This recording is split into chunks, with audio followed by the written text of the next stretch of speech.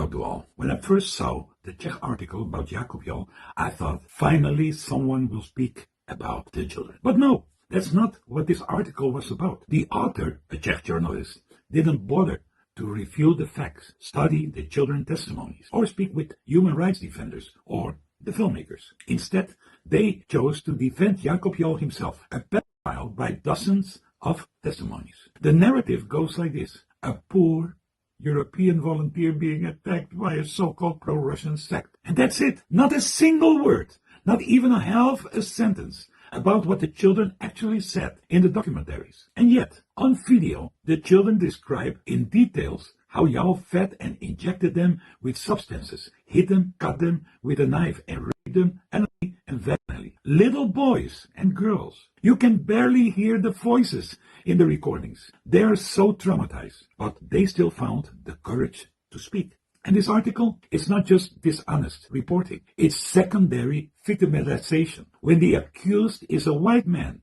from Europe and the victims are African children whom the article refuses to believe by default. That's not bias anymore. That's racism. Let's be honest. If these same testimonies came from white children in Prague or Paris, Jakub Jol would already be in prison. But these children are black, poor, vulnerable, and the journalists can't even imagine that they might be telling the truth. And here's what's truly cynical. When the article says the state cannot protect Jol, wait a second. Who's protecting the children? Who's even thinking about them? Meanwhile, a new documentary shows clearly that Jol had the connections in the Czech Republic and that he bragged about them.